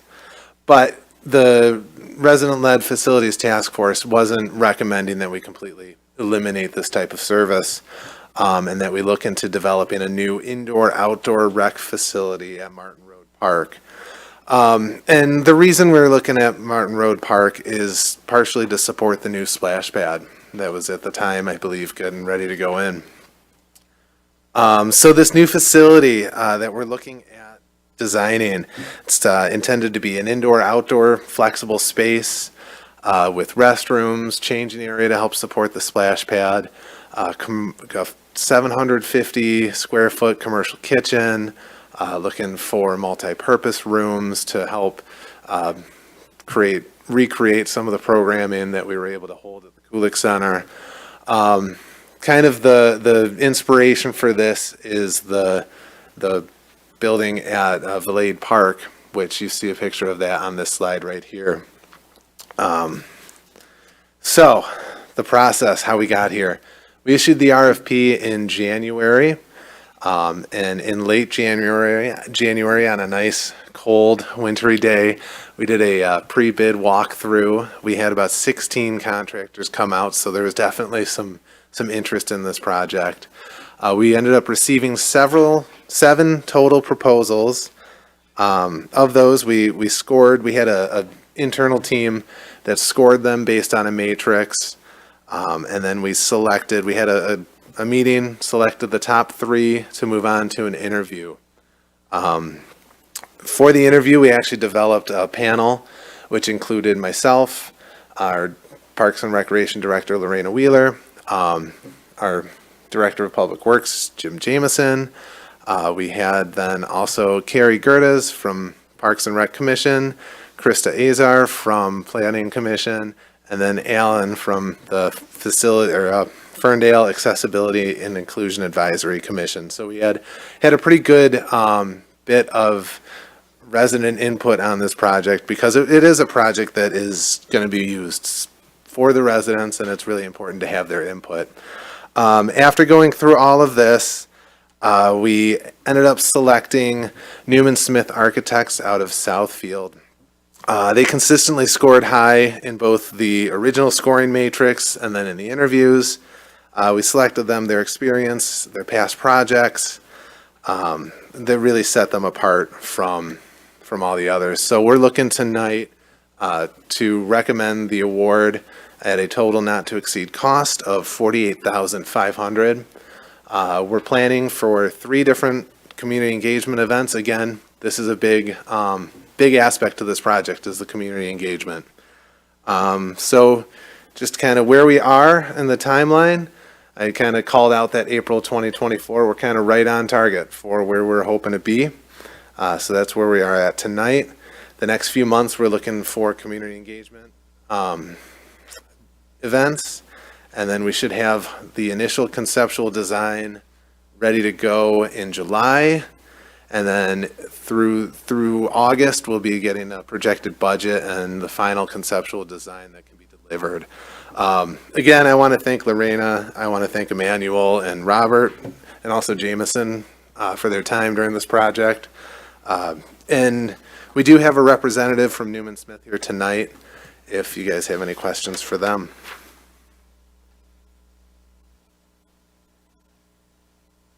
Open it up to council. If you have questions for the representative? Through the chair, I have questions about the community engagement piece. Is that something that we are planning on doing communication internally, or are we using the firm to handle the? So the firm will be doing the facilitation of the community engagement. We're going to be promoting it ourselves internally. We're going to be looking for the firm to help also with promotional. Okay, and so the total amount, the 48.5, is inclusive of the community engagement piece? Yes, And we're expecting 3 public engagements? we are. Through the chair. Have we identified how those engagements are going to be presented? We haven't specifically landed on the format yet. Okay. But we'll be coming out, we'll be fleshing that out a little more in the next week or so. Can you include, at least keep the council members in the loop on that planning process so that we know what our level of engagement will need to be? Because clearly we're going to have our own community engagement efforts on this in partnership, and I would like them to be harmonious and in partnership. Absolutely. I would just note that I'm thrilled with this choice. Newman Smith does incredibly good work, incredibly accessibility-focused work, and not just physical, but, you know, all types of accessibility for the community. Do a number of things in Detroit. I'm the guy who paid for a lot of the things you've done in Detroit in my day job. Just very impressed with their work, their commitment to that public engagement component. So definitely we'll be holding you to that here in Ferndale. Also, I'm a member of Isaac Agri Downtown Synagogue, and fantastic work.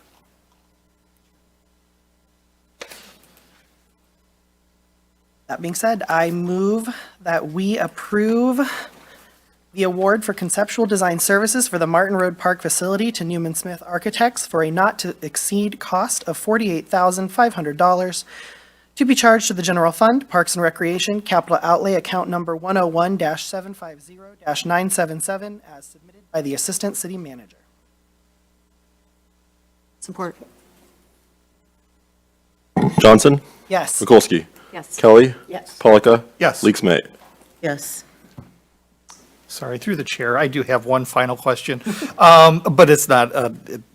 So at what point does, in that timeline, will the planning commission be involved?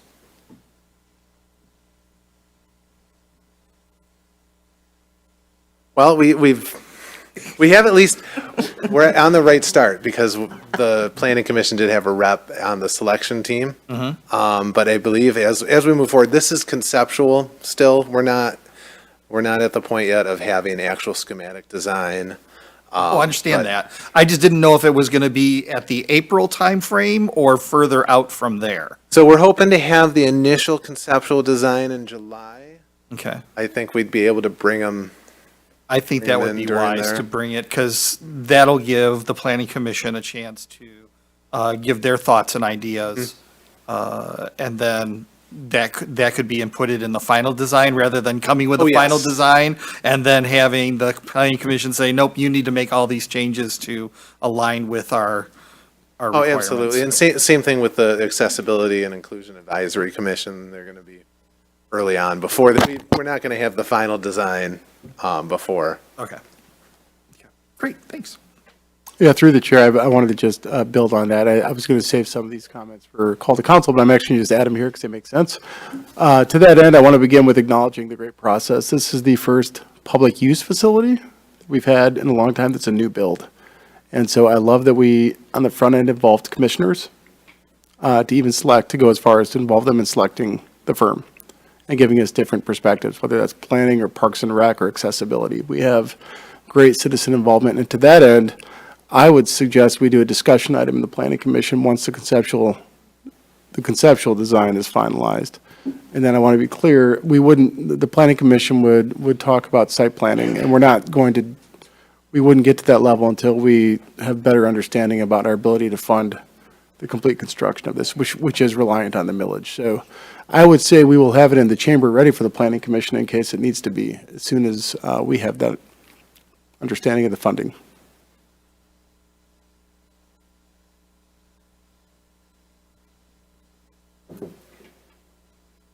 Other questions? Did you already do a vote? We did. Okay, all right. Greg got us on. Yeah, sorry, I Yeah, you went kind of back. threw Thank me you, here. Mayor, for allowing me to throw us off course. With that being said, we are now at the portion of our agenda where it's called to council, so I will defer to the city manager regarding updates from staff. Thank you, Mayor. I do have a couple items from staff. I'll invite our DPW director to come up to give some updates on Woodward moves, please.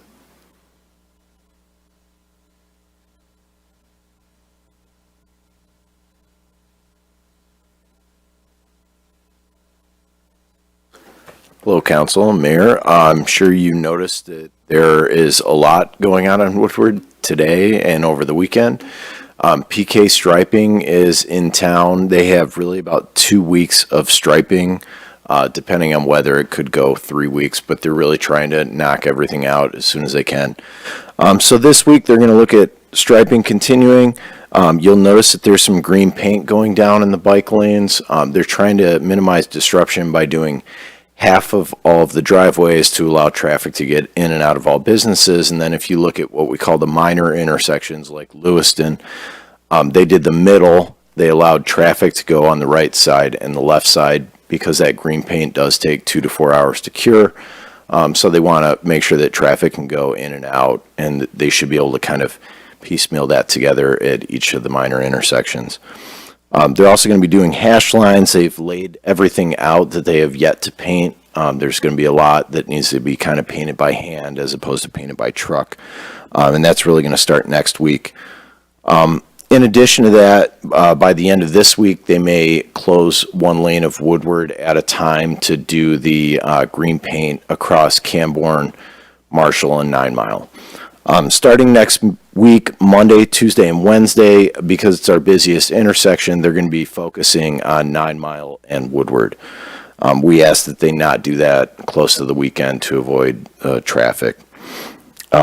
So the striping will continue next week. Green paint will be done on most of the major intersections, hopefully by Wednesday or Thursday of next week. There will potentially be one-way traffic at Camborne and Marshall, similar to last year when they were doing paving.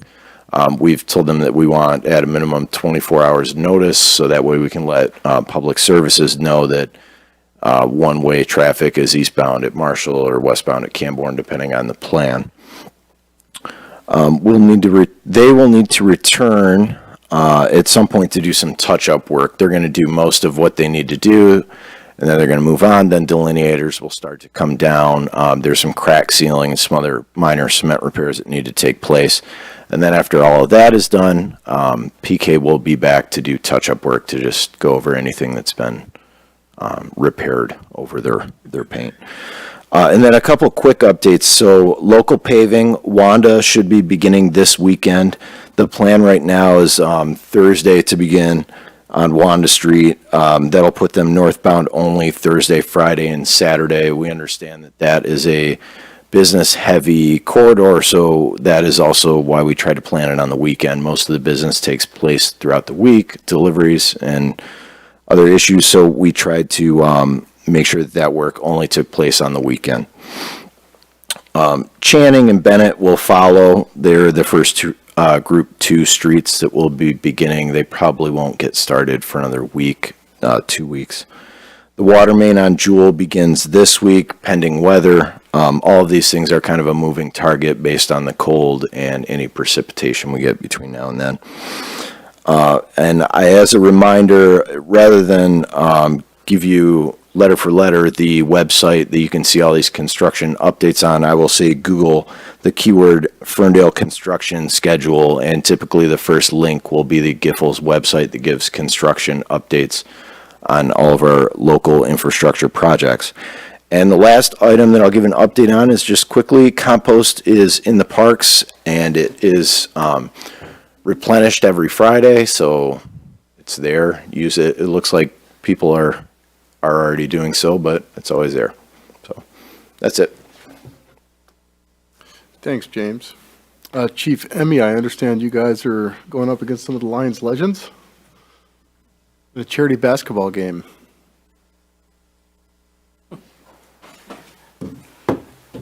Yes, good evening, Mayor and Council. This Wednesday, April 24th at 7 p.m. in the Royal Oak Middle School Gymnasium, All-Stars from the Fraternal Order of Police Lodge 130 will be taking on Detroit Lions legends. We don't know who's going to show up. I'm hoping it's some of my favorites. I got my fingers crossed for Barry Sanders, but I will be playing in the game along with some other retired officers. Dispatcher Jeremy Shepard and Officer Kevin Jerome have volunteered to play in the game as well. So I got to knock off some rust, and hopefully I don't embarrass or hurt myself. But I hope that I hope all of you can make it. It is a charity to support programming supported by FOP Lodge 130. Sometimes it's scholarships, sometimes it's taking kids to the zoo or holiday gifts for needy families. The charities support a wide range of topics. So again, this Wednesday, April 24th, 7 p.m. in the Royal Oak Middle School gym. You can go online to FOP130.publicsafetypsa.com for tickets. You can also go to wolverineproductions.org for tickets, or call 1-800-445-2143 for tickets. I hope to see everybody there. If not, we know that your hearts will be rooting for the FOP All-Stars. Thank you. Just rooting for your safe return, Chief. I'll be praying for the same thing too. Next, our Director of Communications will provide an update on behalf of Parks and Rec.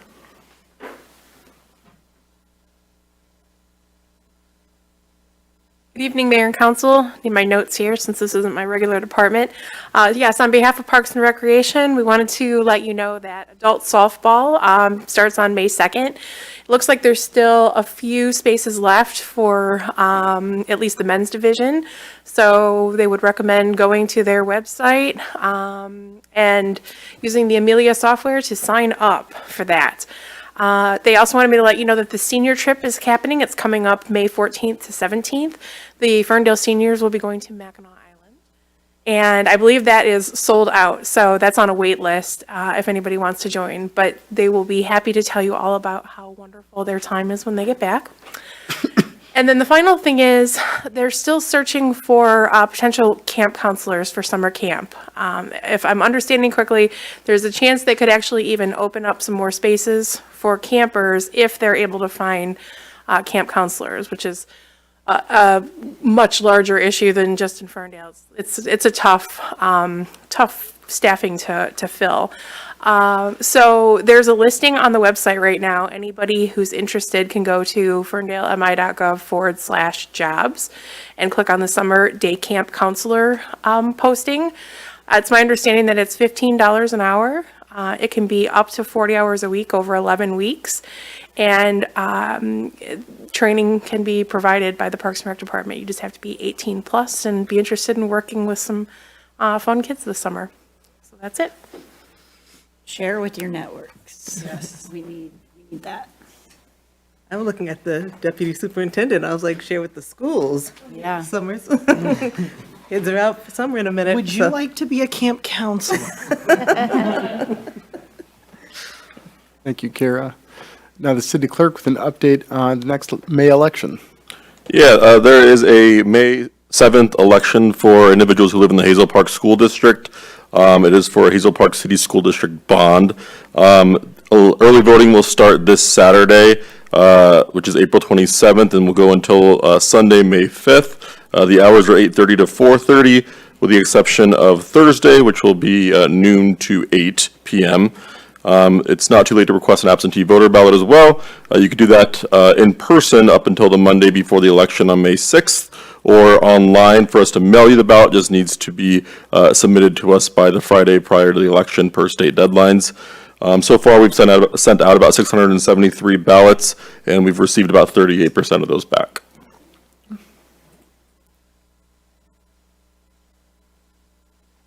The DDA director will give just a brief update on some May events coming up in the downtown.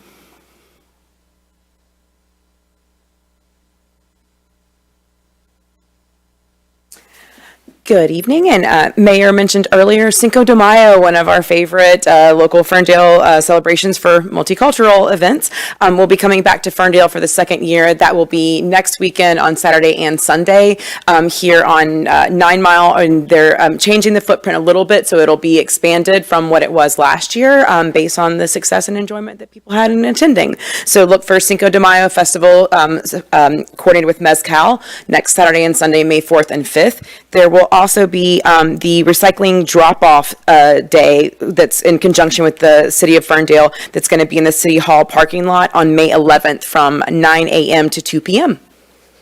And also, well, thanks to DPW and MDOT, PK, and the crews for accommodating our requests. We are working with the businesses and people who travel through Ferndale to limit the interruption of that striping. So we're really excited for this final phase and for people to have a new normal Woodward for the summer moving forward. So thanks to all for that coordination support. Thank you very much, Jenny. Next, Christine Ross from the Community Economic Development Department will give an update on our zoning ordinance rewrite. Hello again. So I just have a brief update on the ongoing zoning ordinance rewrite project that we've been working on for about the past year now. So we are still working through revisions of the draft that we've received. I think we're on draft number 4 or 5 right now. So we are reviewing those in increments. And then we will roll it out to the steering committee and get their feedback and their thoughts. And then we will get it to the city attorney and the communications department for review. And then when we deem that all ready, we will roll it out to the public for another big public comment period, similar to what we did last summer. We hope to have a planning commission workshop and then eventually take this to city council, hopefully in July. That's our tentative timeframe. So I also have another update on the code enforcement perspective of No Mow May. So essentially in past years, last year excluded, we would start ticketing for grass and weeds on May 1st, but due to the No Mow May resolution, that will start on June 1st. So if anyone does have any code enforcement questions, it's always good to either call us or do a see-click-fix request. So since we have 2 code enforcement officers, they have 2 different regions that they mostly focus in. So it's just good to call the main CED line, which is 248-546-2525, option 2. All right, thanks. Thank you very much, Christine. That concludes comments from staff. And Mayor, I'll turn it over to you. We will. I don't remember. I'll start over here to my right. Starting with you, Mayor Protem. Oh, goodness. I don't have any updates tonight, but I did want to share with the rest of council. You may have noticed that I've been sharing a lot about statutory revenue sharing reform items that other cities have basically passed. I would ask if any of you have contacts in other cities, please reach out to me. Let's work together to see if we can continue the momentum. We have quite a few more that I will post about in the coming days, but I think we're seeing a shift, and cities are really recognizing it. They've recognized it all along, but we're starting to make some noise. I'm hoping that that noise translates up into legislature. It'll really change things and get us some of the money that we should have in our funding. Yeah, and just to echo on that, I did speak with a state legislator this weekend, and they mentioned that it is working, and there's a lot of talk about that bill, and there's another one, there's a competing, two competing ones going on right now. So they're just trying to figure out which one is going to make the most sense, but we will see something happening in our future, so that's exciting.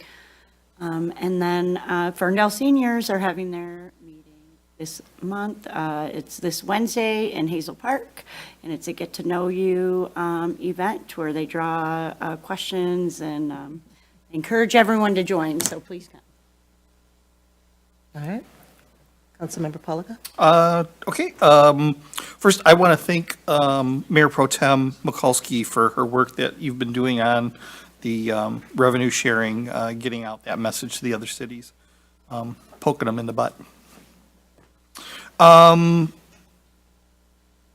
Shoot, I missed the second one. The first one, no, it wasn't that. Sorry. I believe, I can't remember. Someone mentioned the recycling station that's coming up on May 11th. May 11th from 9 to 2 p.m. I encourage people doing their spring cleaning, save that stuff for May 11th and bring those recyclable items to City Hall. It's always in this parking lot here. And I did want to ask, I think there's going to be shredding. So if you have like tax papers that you don't want to have, there's usually a shredding, paper shredder truck that'll be there. But I also wanted to ask the police chief, because you have in the police department foyer, you have a bin for medications, like expired medications. I'm wondering, is that something we could bring out to this event? Or I don't know if there's some way we could tell people that, they can bring, other than me saying it here, bring your, expired medications and you can put them in the bin, or at least direct people putting a sign up at the event saying, hey, put your expired medications in there. Because I found a bunch of them cleaning out some cabinets. And we don't want to throw them down the toilet or throw them in the trash because they just go back into the environment. So I don't know if you could work, Joe, with Michael to have something that we can direct people. But I think if we promote the medication, expired medication, recycling, it's really not recycling, is it? It's disposal. And through all of that, I still can't remember my third item. So I will turn it over to you, Donnie. First, I want to do a huge shout out to Greg, our smart bus driver, whose last name I have now forgotten. Not you. No. Greg, last name? Brown. Greg Brown. I'm so sorry, Greg. I know you're watching this in rapt attention. I want to thank Greg Brown, our smart bus driver, and Lorena Wheeler and Joe. And today we had a resident who had a situation where they were stranded in Royal Oak by not our smart bus, someone else's smart bus that had taken them there and then not picked them back up. And so this resident was stuck and didn't know what to do. And even though it was already 5:30 and our smart bus service does end at 3:30, and Greg was already at home, probably enjoying time with his family and friends, he very graciously hopped back in the smart bus, hopped up to Royal Oak, picked up this resident who does have serious mobility issues, and got her home. And so that's the kind of thing that I think we all need to remember is what makes Ferndale Ferndale. That your smart bus driver is willing to put his shoes back on, off the clock, and go pick up a resident. That's what that's what makes Ferndale Ferndale. That's who we are. Less exciting, or exciting for me and a couple of my colleagues here, I'm sure, the Southeast Oakland County Safe Streets for All Safety Action Plan Committee did have its kickoff meeting. I am the representative to that group from the council. I'll be looking to have conversations with the mayor and my colleagues about, what we like to see, what we would like to see put into that broader plan. As the public may or may not be aware, we do have regionally have been essentially awarded Safe Streets for All funding that will be making improvements in the corridors running through multiple communities. And so all the communities have kind of been required to get together and together work on a multi-community safety action plan. It's very exciting. It's a really awesome opportunity for our community to continue to engage in regionalism, which I think is extraordinarily important, and it is really the only way that we all continue to thrive over the long term. And this group was, incredibly engaged. We had a wonderful kickoff meeting. Folks are really passionate about working together and making our streets, like it does what it says on the 10, safe streets for all. It's really looking to make our communities as safe as possible for folks both in and out of motorized transit. And then finally, I have a strange thing, but I think it's really important that I put it out in the community because I'm going to be asking a lot of folks to help with this. The Ferndale Historical Society, many residents may know, maintains a large archive of the history of every house in Ferndale. So if you're ever curious about the history of your house from the moment of its construction to now, and you want to know who owned it or see pictures from the past, many houses also have old pictures of them. One of the things the Ferndale Historical Society would like to start doing is updating those records for each of the houses. So a new modern photo of that house that shows what it looks like now, as opposed to the photos from the past. And so, I, as the council trustee for the Historical Society, volunteered to help head up this work.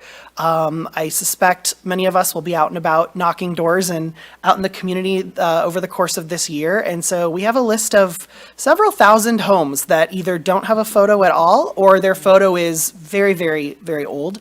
And so I would like to, first put out the call to residents. I'll probably be in touch to a number of folks to say, hey, would you be willing to, one, help take pictures, or would you be willing to take a picture of your own home and send it to us? And I'll be putting together sort of a web form option for folks to see, like, does your home need an updated photo? If so, would you be willing to just run outside, take a little iPhone photo, pop it in the, onto this form and submit it, and we can, take care of printing it and adding it to the binder. So again, if you ever want to see the history of your home, Ferndale Historical Society does have that. You can just pop in. It's open on Saturdays from 1 to 4, and someone will be there. Some weekends it's me, and we will show you those records. Oh, yes. Thank you, Madam Mayor. A very important thing to note about the Ferndale Historical Society is if you do not already have one, you could be a proud owner of a historical plaque for your home.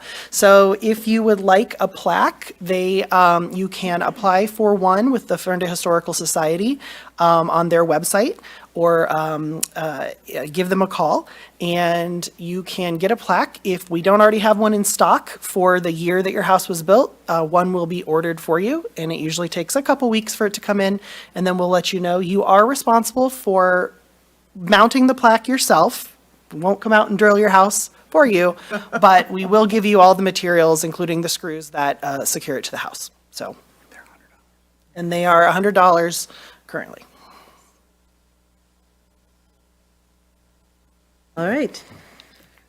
And I have one of those. I just haven't mounted it yet. So It's tricky. I get real anxious about drilling into things, especially my house.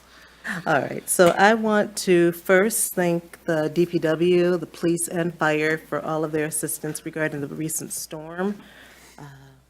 It was very surprising to me to find out all that happened. I was already all across town and learned about it and saw some of the damage, and I was just